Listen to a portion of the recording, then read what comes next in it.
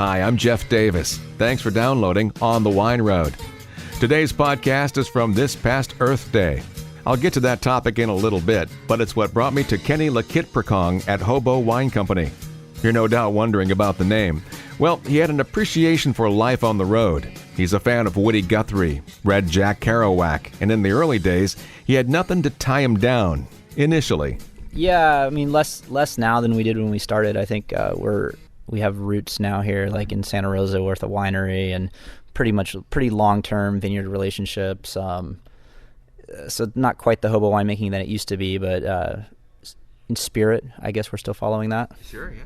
Well, it's hard to get that, desire to be out on the road and seeing America and the world out of your system. It just kind of stays there all the time, doesn't it? Yeah, there's a lot to see, and it's exciting and fun to be out doing stuff. But then a business sort of ties you down too, so they're a bit conflicting sometimes. But at least you do get to spend some time out in the vineyards and outside. You're not sitting in an office all day. Right. I mean, that's the kind of what's attractive about this industry is the mix of things you get to do and sort of seeing a process from beginning to end, which does include being outside and working outside, I suppose. I saw you started with a Dry Creek Zinfandel and Dry Creek Port. Yeah, I've always liked Zinfandel. I think the Dry Creek Valley is a pretty great place to make Zinfandel. We still make that wine. We've been, I guess, from 2002 till now, we're still not making the exact same wine, but the wine sort of evolved so that it could grow a little bit, but still working with some of the same vineyards that we started with and kind of added to it, but definitely still interested in Dry Creek Valley Zinfandel. Do you want to mention the vineyards? Yeah, the kind of major piece of it is a vineyard called the Traborse Vineyard, which is on the upper bench of the Dry Creek Valley, kind of off Dry Creek Valley Road. Then there's a little bit of a vineyard called Lyric, which is on West Dry Creek Road. Another one called Wellstone, that's kind of like very far in the south. And then we also work with a Rockpile Vineyard, and there's a tiny bit of that in there as well. The idea kind of to make an Appalachian wine where we're sort of getting all the like microclimates and therefore various flavors that come from the different microclimates into sort of one bottle. Reading your website, I can see that you focus on handcrafted wines, but you have a very close relationship with your vineyard managers, the people you work with in the vineyards. You also make your wine with very little processing too. Yeah, well, the wine industry for sure is heavily relationship based, so we work really hard to have good relationships with the people that grow grapes for us. Most of the vineyards that we work with, we've been working with for a decade or more. I mean, sometimes we're adding things, occasionally we're subtracting things, but largely we're trying to work with the same people and build relationships, build business together, keep things going, and also by doing that, be able to really improve farming and improve the wine too. And then we farm 30-ish acres and various small vineyards, and mostly in the Santa Cruz Mountains, a little bit here in Sonoma County too. You got your start down in Santa Cruz, is that right? Well, I grew up here in Sonoma County, but then post-college had my first kind of full-time winemaking job in the Santa Cruz Mountains. Oh, and you made wine at Davis too, right? I saw something about it was next to a big compost field, so that kind of led into something, right, some titles. Yeah, not so much like as part of school, but I managed the student organic vineyard for 2 or 3 years. I can't remember. And we made some wine, like kind of just like home winemaking style from that vineyard for a couple of years there. Sort of questionable wine, I think. I was going to say home winemaking style. Does that mean you were sneaking out at night and getting grapes and going back to your dorm room to do it? No, the grapes were like legit. I didn't live in a dorm. I lived in a house, but yeah, and that house actually had a little basement, and so we were like fermenting stuff down there. And I had a plum tree in my backyard. We were fermenting things from that too. Just really like trying to learn and. But the focus was more on like the vineyard and farming organically and learning about that more than like what kind of wine we would make from there. A lot of it was like table grapes and various things, and so. Well, yeah, the basement fermentation, man. That's just homework, right? Right, exactly. That is. And you have some quirky brand names aside from your Hobo wines you work with. Let's go through them, actually. Tell me what each one is about. For one, let's start with Hobo. What are you making with the Hobo label? Hobo is just basically it's just a few wines, all Sonoma County, kind of Appalachian specific. There's a couple Zinfandels, Dry Creek Valley, Rockpile, a Cabernet from Alexander Valley, and a Grenache from Alexander Valley as well. What about camp? Camp is kind of originally camp was going to be called Hobo Camp, and then that kind of went away. But the idea was varieties that everybody's familiar with, something kind of price point focused, more accessible, but kind of a second brand to Hobo. It didn't really evolve that way. It kind of evolved more into its own thing, but it's just Sonoma County at the county appellation level. Chardonnay, Zinfandel, Cabernet, Merlot, a little bit of Cabernet Franc. How about Banyan? Banyan, we also started in 2002 at the same time as Hobo. The original idea there was aromatic white wines that paired well with Southeast Asian foods. I come from a Southeast Asian family. It has also evolved. We started with Viognier, Riesling, Gewürztraminer, and it's evolved into basically it's just Gewürztraminer. It's the only wine under that brand now. Where are you getting those grapes? It's moved around a little the last couple of years, but primarily Arroyo Seco area. Ventana vineyards for a really long time. That's actually being taken out now, and we're moving just a little further south in Arroyo Seco to a different vineyard. But I don't know that I've had Gewürz with Asian food, but yeah, some nice crisp white wine goes very well with the spices and the elements of Asian food. Yeah, I mean, I guess Gewürztraminer is supposed to be the classic pairing for Thai food. I think it works pretty well.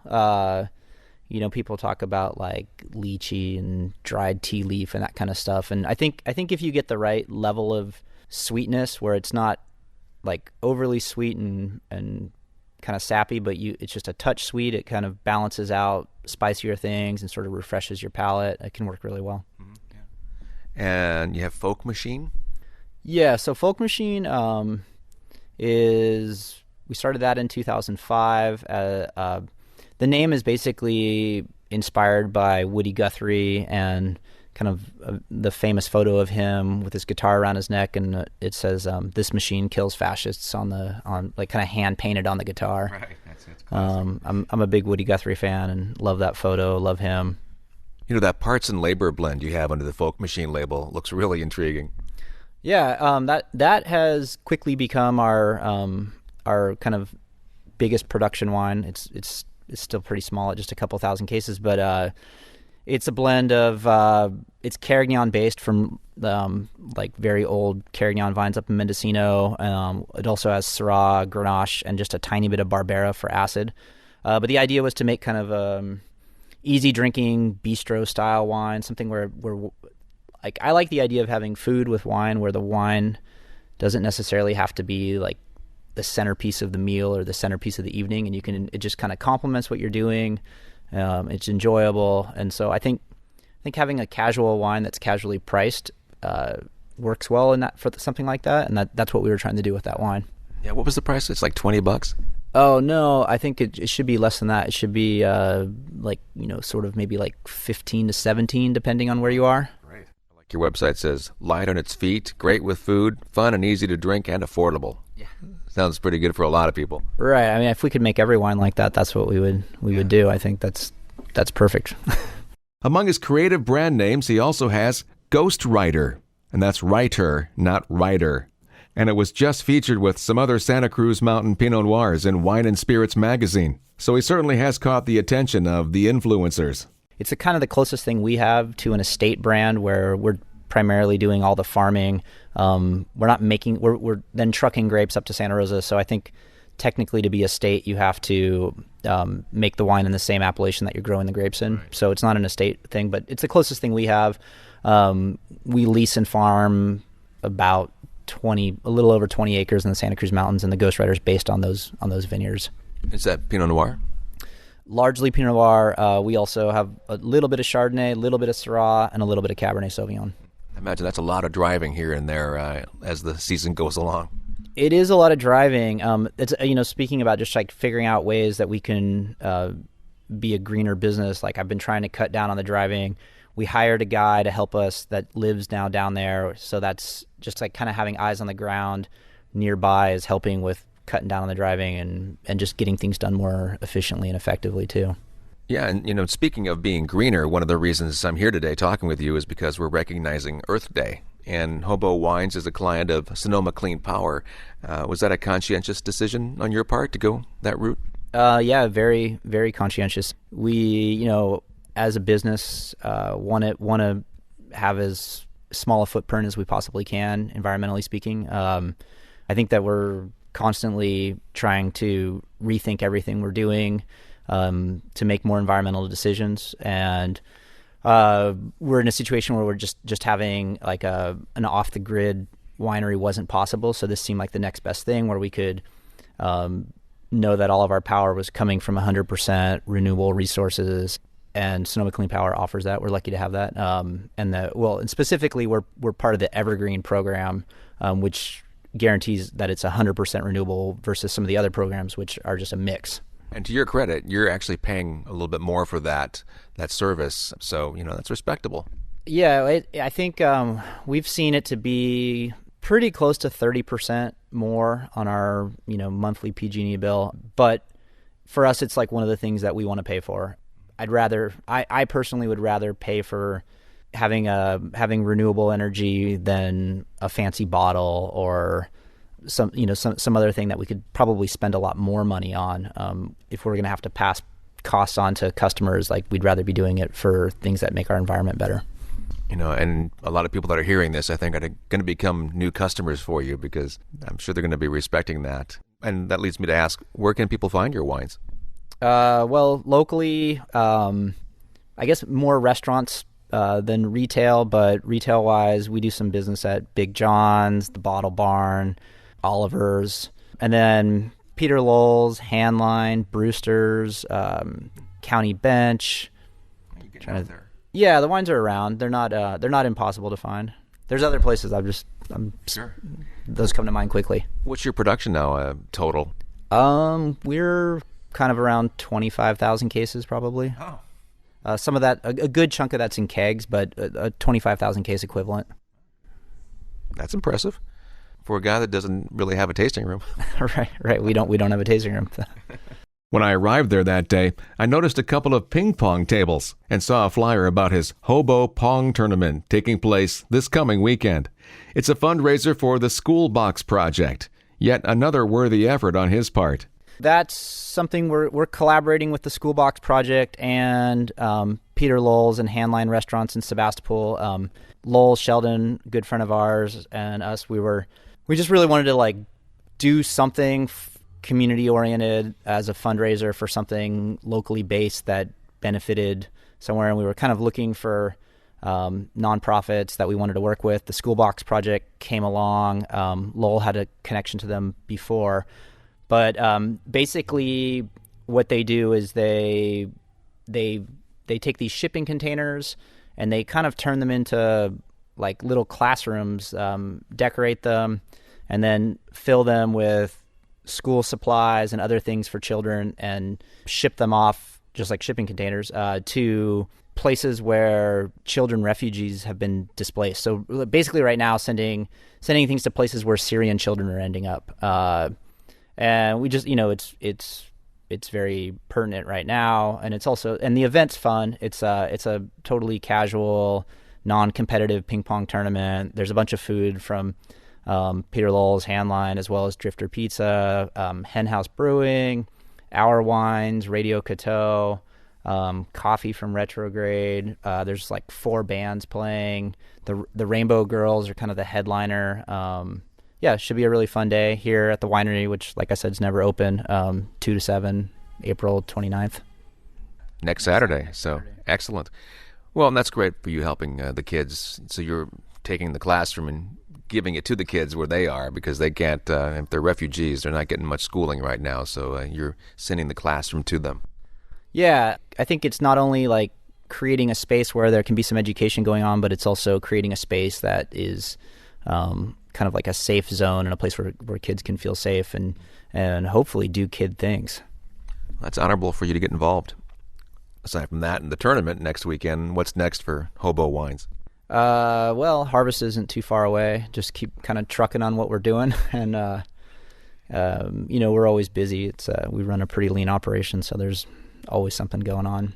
Well, you must be keeping busy, because on your website, the report of Kenny at Hobo goes back to 2004. So certainly you've been doing things since 2004. Yeah, I mean, we started the business in 2002. So as far as the winery goes, we've been kind of building that since 2002. I think, apart from the evergreen program, I mean, it's like our goal ongoing is to convert more of our vineyards to being farmed organically, look for more environmental ways to make our wines, look for more environmental alternatives to our packaging. Like that's a ongoing thing. It's been a big priority for us this year just to rethink what we're doing here.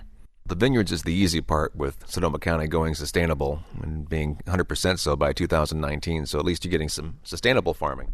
Yeah, it's great that Sonoma County is supporting that now. I mean, we'd like to see the vineyards that we're working with push it further to be organic, whether it's practicing organic or certified organic. But yeah, I'm like really impressed by Sonoma County having this goal, and it should make Sonoma County unique within California. But hopefully, actually, the rest of the counties follow quickly too. You're saying we, and I don't see anybody here right now. But and like you mentioned, we are here on a Saturday, and it's pretty quiet. But is Lynn Wheeler your partner and your wife too, I imagine? And she's out picking up the kids right now, so we haven't met her yet. Right. Yeah. So when I say we, I mean her. I mean our kids. We also have two guys that work here full time at the winery and in the vineyards that we manage. Connor and Graham. So they're part of the we as well. And I guess we is to some extent everybody else that's involved too. But just four guys, and counting your wife and you, and this is a lean operation if you're doing 25,000 cases with just a handful of people. Yeah, it's the way we've always done it. So I think we never had the luxury of anything different. So we're used to it. And I think it is, if you're going to work here, it's important to work pretty hard. So, and the guys that work here are on board with that. I like to work and put it all in when we're doing it, and kind of the work hard, play hard model. Well, I'm impressed with you, Kenny. I like what you're doing, and I'm actually looking forward to trying your wine now. Yeah, we can do that. You can find out more about his table tennis tournament on their website, hobowines.com. If you love to play, join in and help out the cause. And be sure to check out their eclectic wines and look for them in restaurants. It was a pleasure to meet Kenny, his wife Lynn, and their friends. Good people. If you're listening to this on iTunes or another podcast provider, you can learn more about my show at onthewineroad.com and on Facebook as well. I'm on Instagram under the name JD Wine Road and on Twitter at JD Wine Road. I'm Jeff Davis. Thanks for listening to this podcast of On the Wine Road.